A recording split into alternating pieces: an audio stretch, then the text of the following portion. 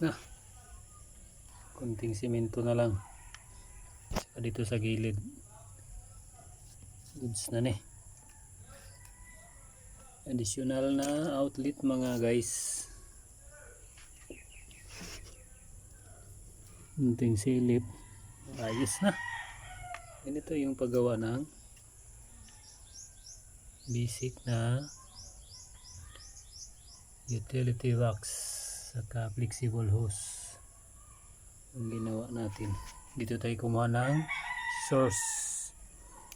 Dito yung bagong outlet na tugang. Okay na. Sukan na natin ng wires mga karins.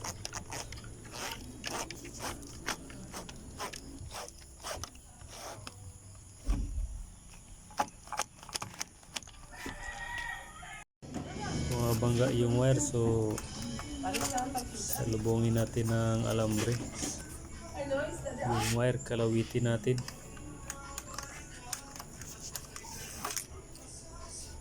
so hindi sumabit sa pa isang sungkit pa. So, ito lang ang paghuli ng wire sa loob ng flexible hose o PVC pipe man yan. Kailangan sungkitin na natin ng alambre sa salubungin natin. So ito na mga karins. Okay, goods, tama-tama lang. Lagay na natin yung wire. Outlet na lang yung kulang. Outlet na lang yung sunod natin na ilagay. On muna natin yung breaker.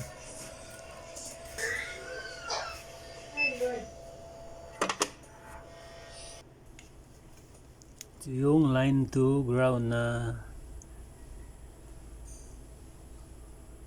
electric system. Tayo ito mga karins. Ang voltage dito ay line to neutral. So yung line ay delikado. Ilaw yung test spread. Ang voltage niya ay 230 volts mga karins. Ganyan yan pag line to neutral. Pero pag line to line, check natin.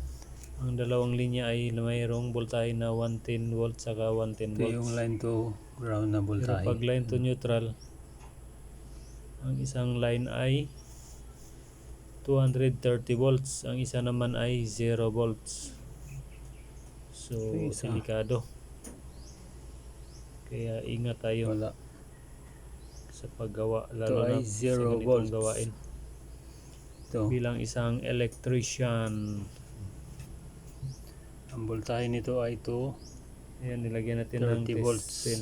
So ito yung line to ground. Ito yung may itong isa, 0 volts. Itong kabila ay gimilaw yung neutral, ating test 0 volts test pin. Ayun. So itong kabila, ito yung yan, umilaw yung test pin. So ibig sabihin ito yung line na may voltage na 230 volts. Off natin. So ang ating circuit breaker. Dahil mag-splice tayo dito. I-splice na natin dito. I-splice natin to rito. Ganyan, i-splice natin. Tapos itong isa i-splice din natin para safety tayo. So, mga off master. Natin ulit yung breaker para safety first. Off natin ulit. Ito yung sa outlet. Off natin. Main circuit breaker outlet para ng refrigerator tayo pag gumawa. Dahil delikado ay kuryente, lalo na ito ay line to neutral. So i-splice natin dito.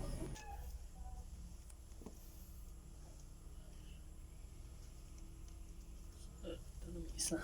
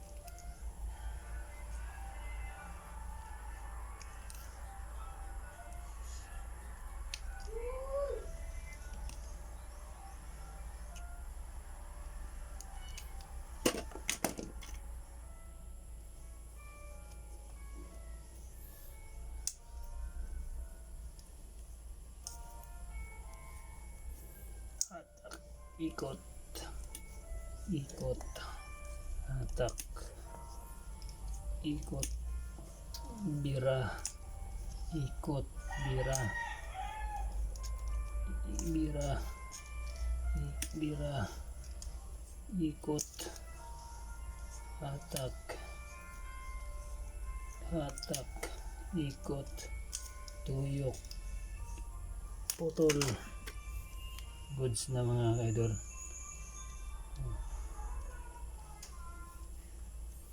Hintayin natin.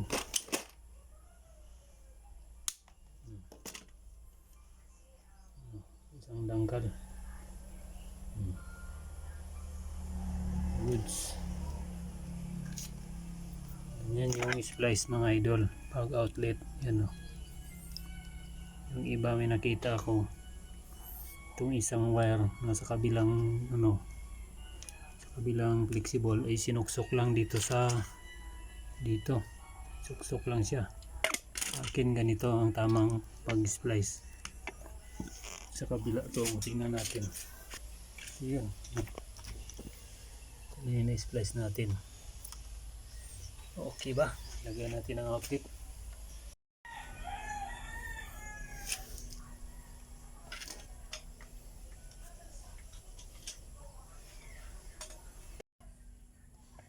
Ito yung line. Ito yung neutral. So dito natin ilagay yung supply. Yung supply ni service provider. Kung ano nakalagay dito sa outlet, ito ay neutral. Ito yung line. So dito natin ilagay yung line. So pwede naman din magkabaliktad dito. Wala naman ding problema. Pero nakalagay na line sa neutral. Sundin ko pag lagay nitong o pagtusok nitong wire. Ito yung neutral.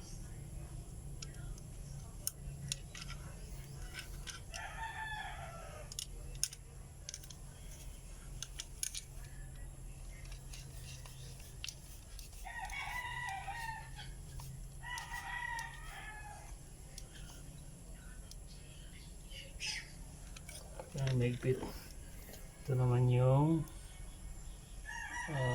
line. Ulang linya.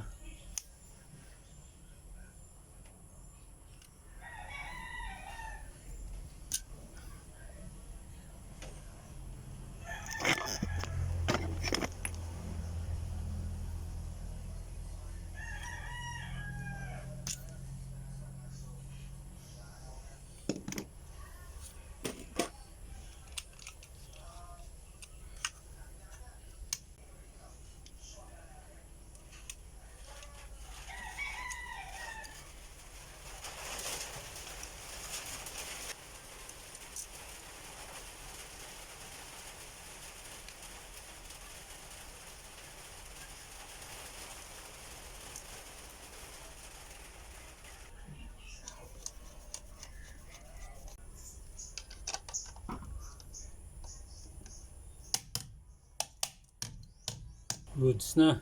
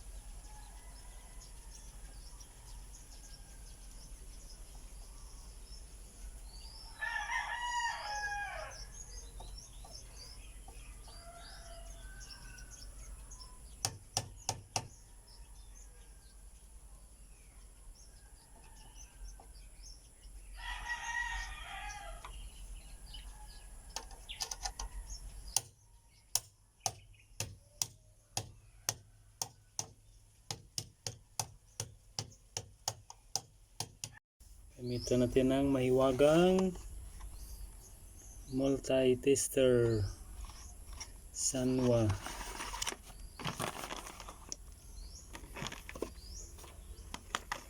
Lagay natin yung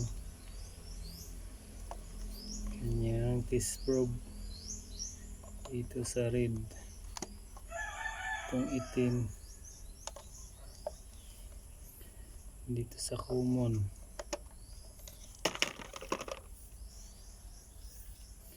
Set natin sa 250. Yan. 250 volts. Check natin meron ba siyang palo.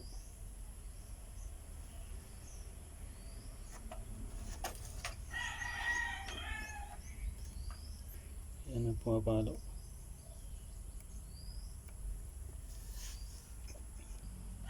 Test natin sa 250.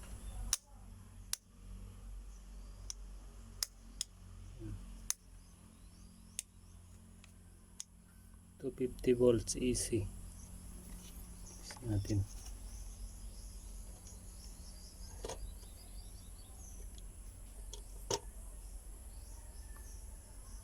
Meron siyang 250. Meron siyang 230 volts. Yan o.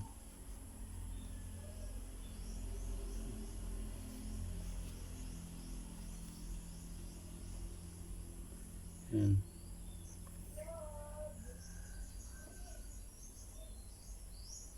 To 35 volts. Okay. 242 volts pala. 200 10 20 30 40 50.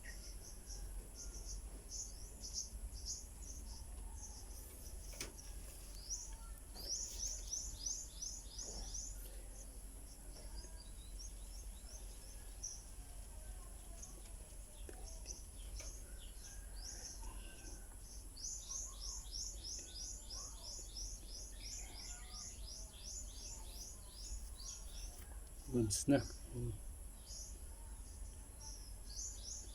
235 ang kanyang voltahe.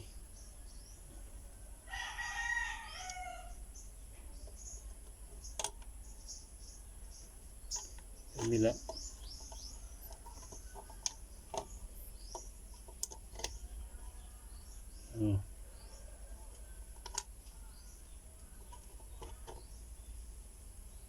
Goods. Ayos, aprobado.